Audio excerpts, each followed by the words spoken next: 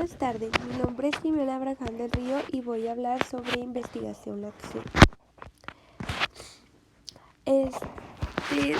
Las características del conocimiento científico deben de cumplirse ciertas condiciones para dar validez de sus postulados y estos deben de ser obtenidos a través de la reflexión y contrastación empírica, expresados mediante razonamientos lógicos y estar referidos a objetos que intencionalmente quieren ser conocidos. Las características del conocimiento científico es que debe de ser racional. La misma palabra nos dice que utilizamos la razón. Esto se basa en utilizar, ya redundé, las capacidades de razonamiento y en las habilidades cognitivas de los sujetos. También debe de ser metódico. Esto es utilizar procedimientos lógicos y metodológicos para que estructuren nuestra investigación. Debe de ser sistemático porque se deben de vincular, porque se vinculan todos los componentes teóricos y las observaciones y datos empíricos en un conjunto en el que ambas adquieren significado. Debe de ser verificable porque los postulados teóricos que elabora son productos de la contrastación con hechos y fenómenos empíricos. Estos deben de resistir la prueba de verificación. Debe de ser falible porque el conocimiento científico no es definitivo y nunca está acabado ni exento de error.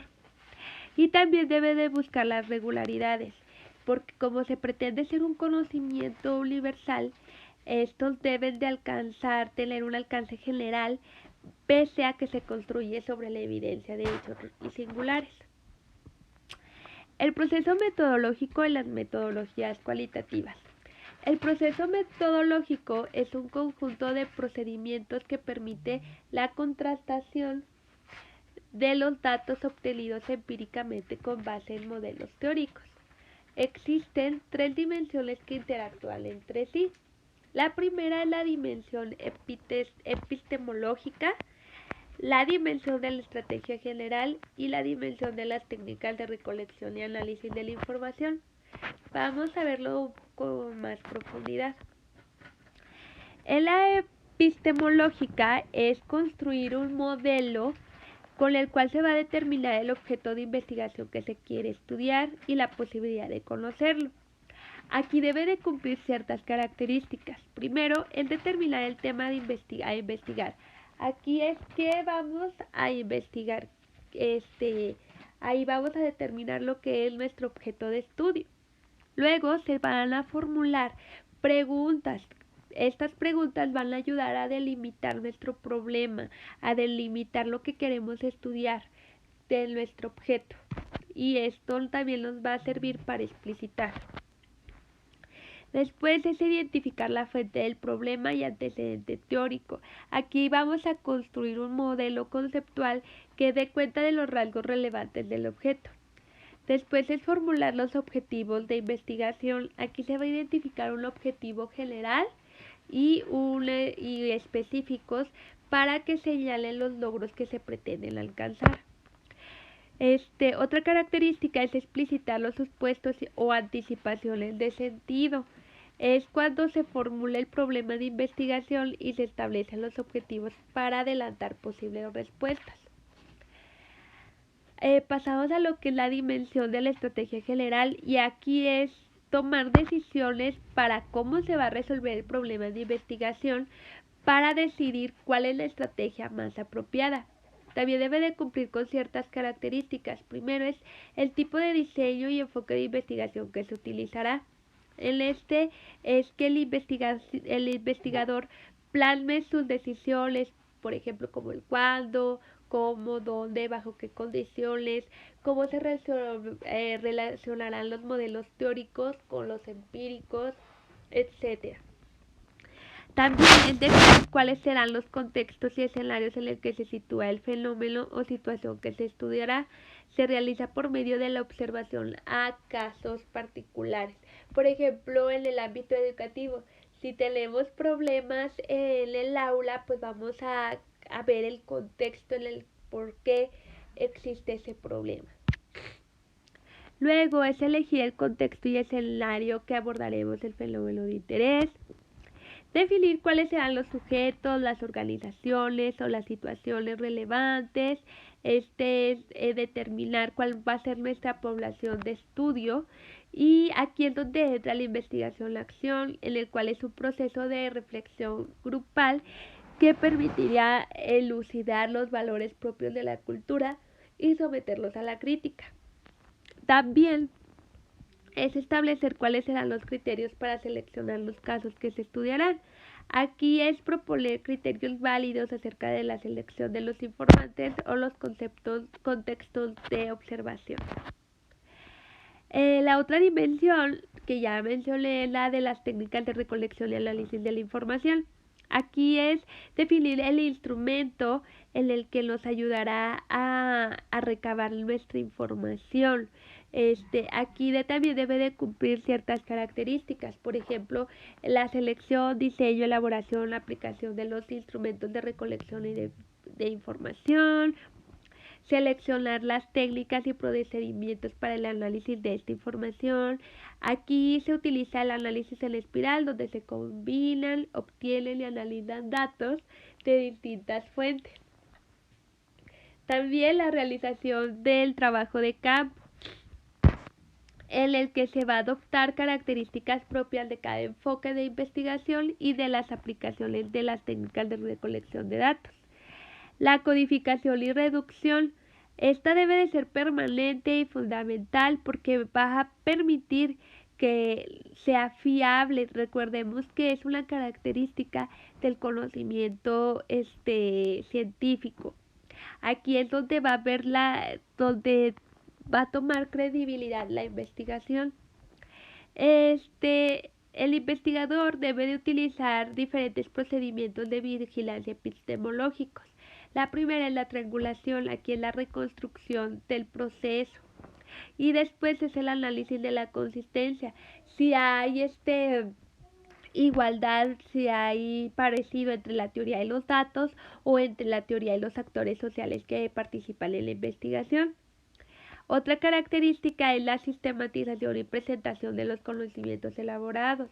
Aquí el investigador puede producir memorándums, matrices, descripciones típicas de situaciones y que pueden ser reelaboradas. Ahora voy a hablar sobre los métodos y técnicas cualitativas de la investigación. Aquí es importante recalcar que estas técnicas no deben de alterar la dinámica propia del contexto, o sea, que no sea tan invasiva, o sea, que sea lo más natural que posible, que no trastoque la dinámica en la que pretendemos estudiar. Aquí para esto el investigador puede utilizar o combinar diferentes técnicas. Por ejemplo, documentos personales en el que permite que el investigador accede a información sobre estructura, dinámica y funcionamiento de la vida del autor. Por ejemplo, la historia de vida, biografía, autobiografía, entrevistas, diarios personales, cuadernos de notas.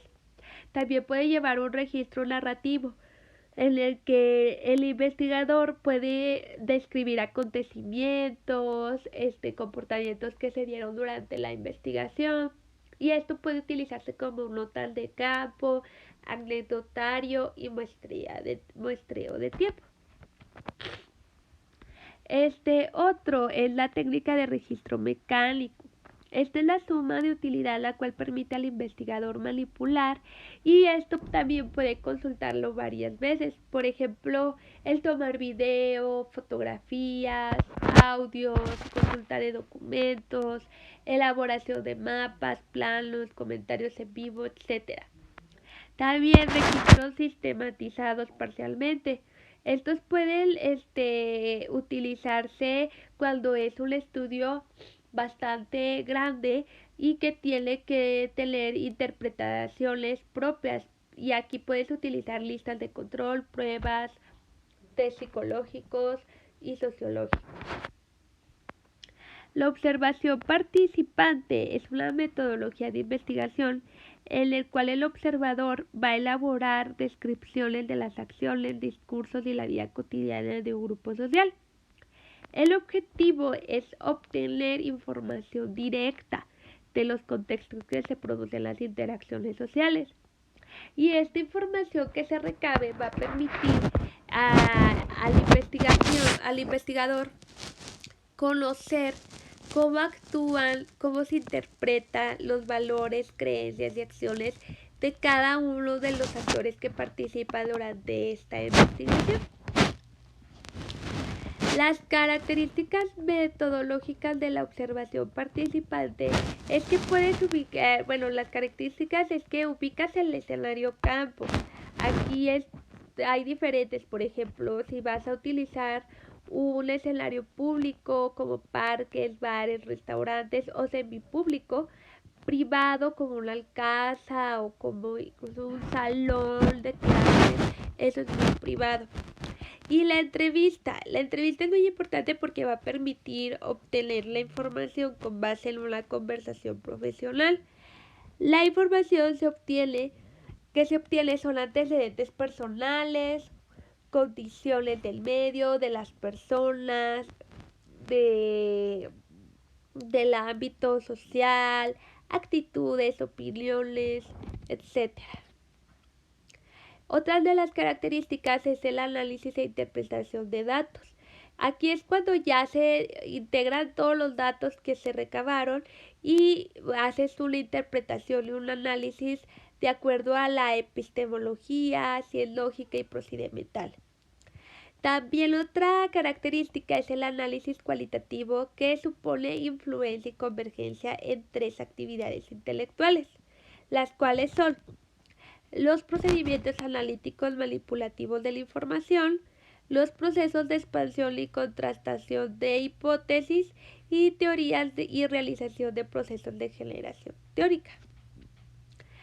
Las pautas metodológicas para el análisis de datos cualitativos son las siguientes. La clasificación de la información. Aquí es cómo vamos a reducir todos esos datos que recabamos y se hace mediante la codificación. Aquí la codificación se refiere a asignar una abreviatura o símbolo para detectarlo más rápido.